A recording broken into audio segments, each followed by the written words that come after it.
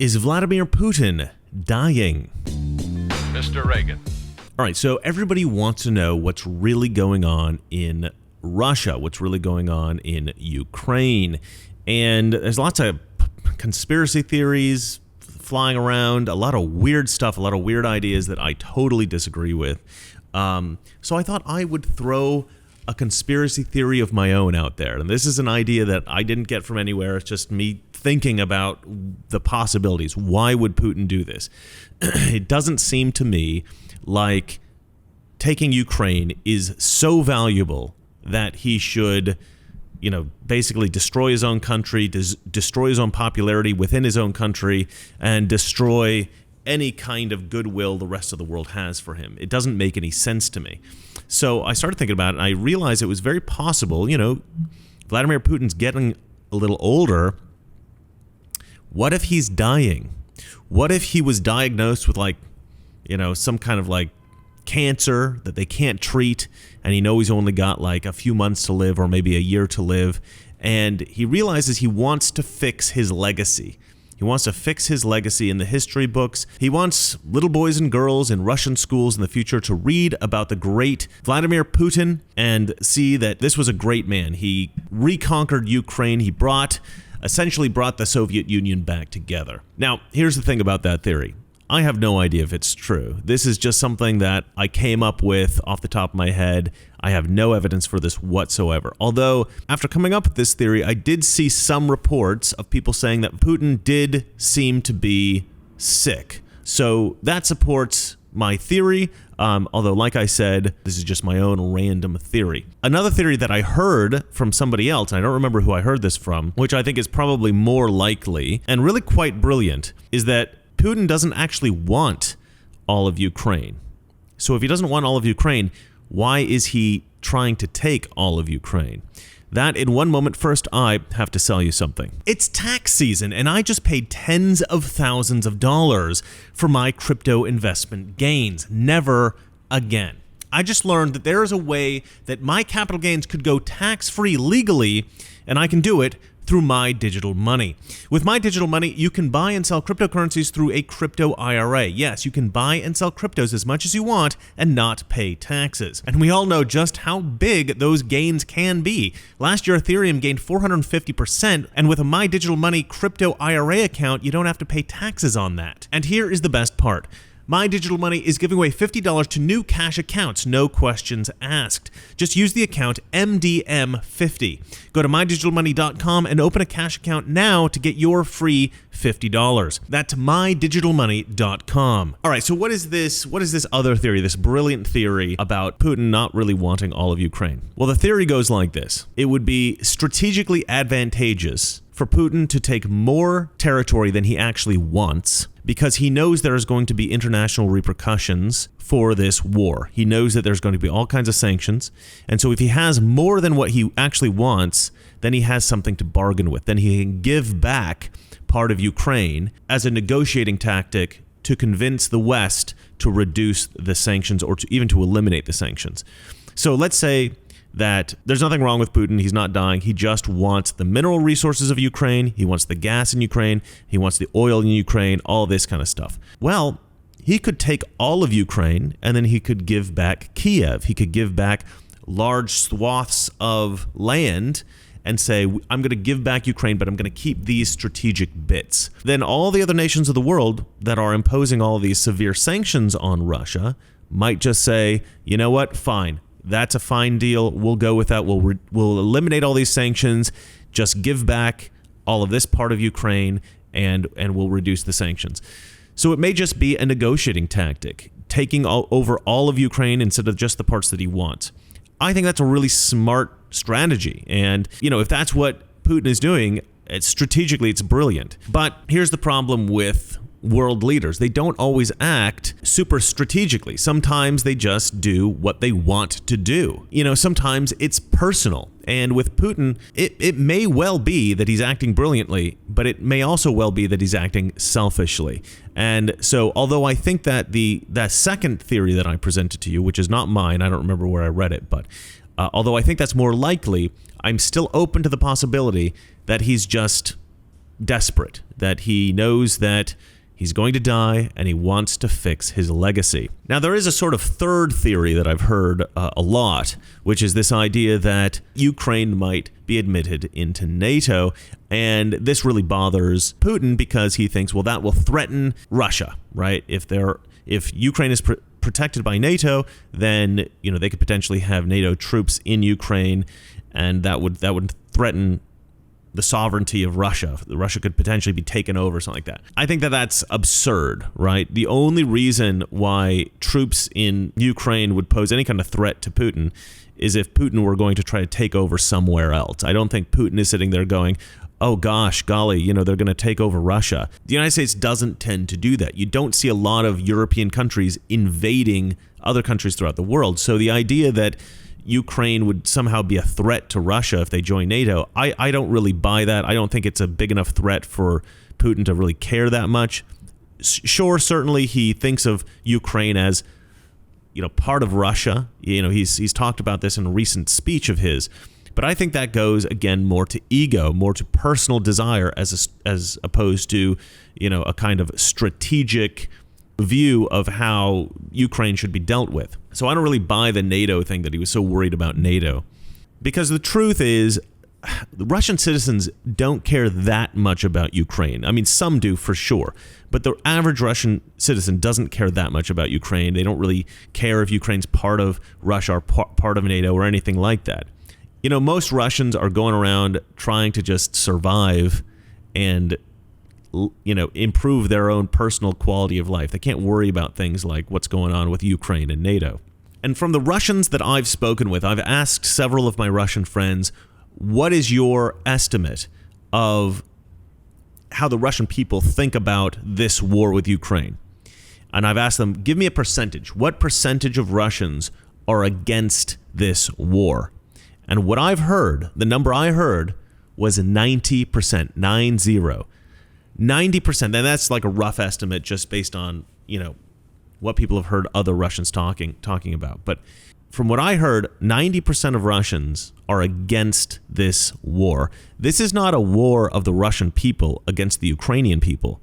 This is a war between Putin and the Ukrainian people. This is Putin's sort of personal war. Most Russians do not care about this. They do not want Putin to go to war.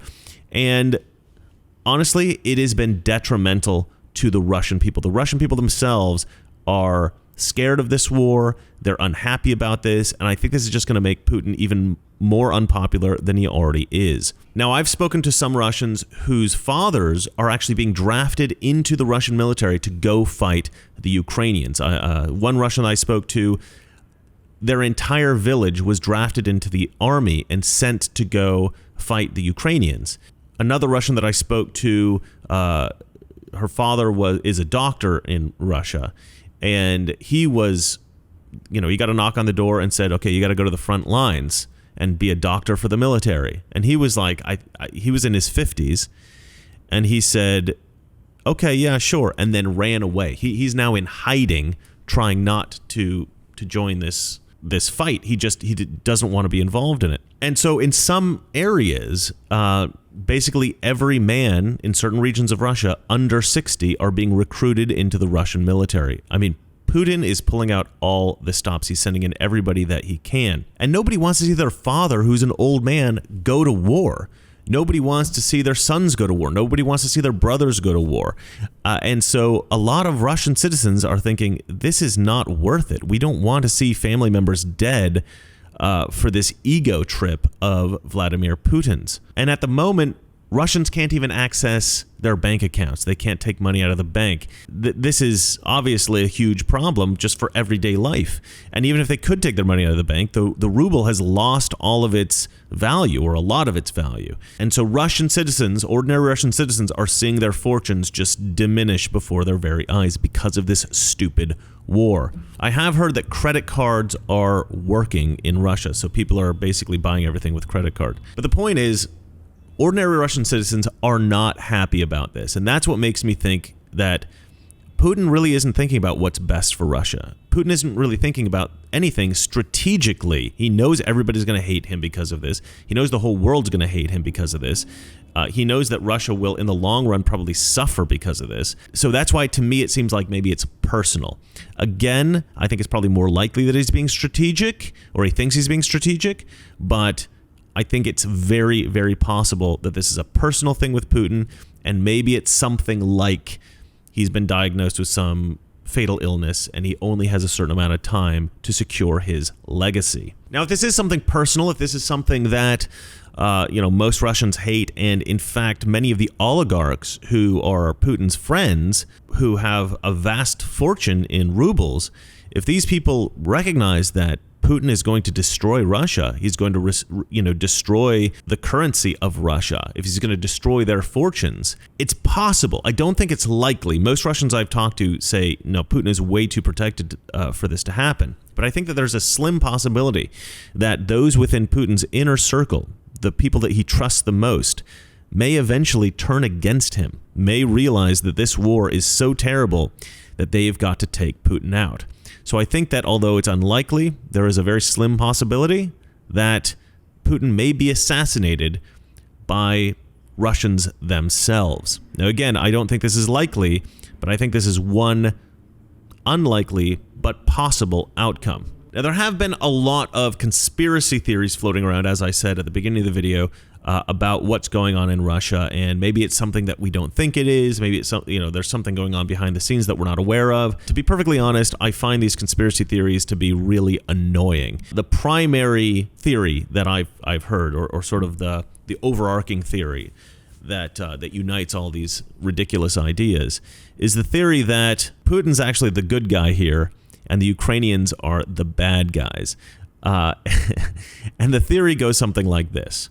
Joe Biden obviously likes Ukraine. Joe Biden is buddy-buddy with a lot of these corrupt Ukrainians, so obviously Ukraine must be bad. Soros is buddy-buddy with a lot of these corrupt Ukrainians. His influence is strong in Ukraine, therefore Ukraine must be bad. And Putin going in and fighting all of this, well, he's the good guy. We're fighting the World Economic Forum, we're fighting Soros, we're fighting Biden, and they all seem to be on the side of Ukraine, and therefore Putin must be the good guy here.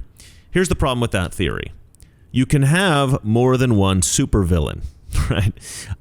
If we're all the good guys and Soros is the bad guy, World Economic Forum is bad, Biden's bad, and they're all against Putin, that doesn't mean that Putin is also a hero. You can have two supervillains that don't like each other, but they're still both villains, right?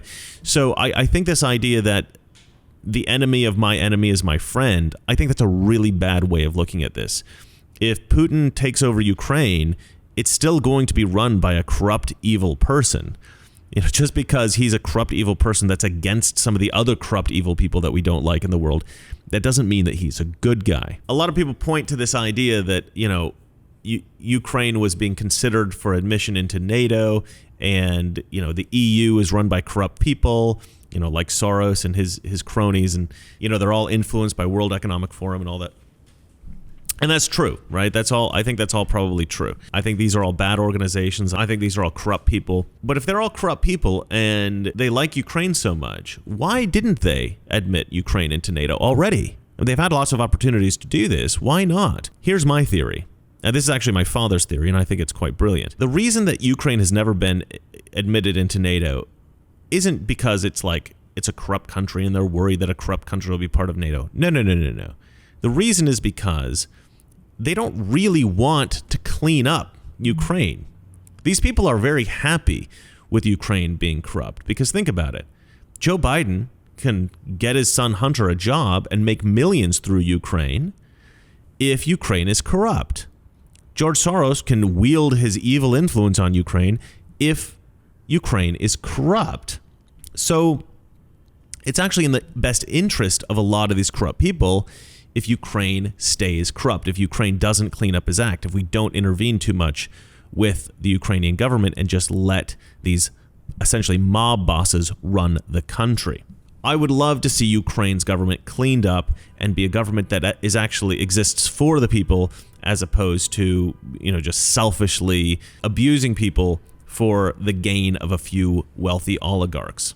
I would love to see that, but it doesn't appear that Biden has ever done anything to improve the situation in Ukraine, and obviously people like Soros or the World Economic Forum have not done anything to help Ukraine to stop from being a corrupt nation. So, in conclusion, I would say that I disagree with people like Tucker Carlson, who are these absolutely firm, diehard isolationists. These people who don't want to intervene in any kind of foreign wars in any way whatsoever. In general, I do agree with Tucker, and I respect a lot of the things that he says, even about Ukraine and Russia and this particular war. But I disagree that we shouldn't intervene at all. I do think we need to be on the side of Ukraine, and we do need to help them to some degree. And this is coming from somebody with a Russian wife. I know a lot about this situation. I've spoken with people on both sides, and it seems to be something where the victims here, really, the real victims are the people of Ukraine and also the people of Russia. And I think if we look at it like that, we think, who's the aggressor? Putin. We need to stop this war from happening, or at least try to do something to help. Now, the level of involvement that the United States has, that is up for debate. I'm not saying we send troops, but I do think we need to do something. We do need to be on the side of Ukraine. We do need to help that country out. Anyway, those are my thoughts. You may disagree. Please do so in the comment section below. I know this is being hotly debated right now, and a lot of people are probably going to be very pissed off at this video, so feel free to say all the horrible things you want in the comment section. And please tell me if you agree with what I'm saying. All right, well, that's it for me. And remember, it's not that our liberal friends are ignorant. It's just they know so much that is not so. Good night. Those who would trade our freedom for the soup kitchen of the welfare state have told us they have a utopian solution of peace without victory. They call their policy accommodation. They say we offer simple answers to complex problems. Well, perhaps there is a simple answer. That we want our national policy based on what we know in our hearts is morally right.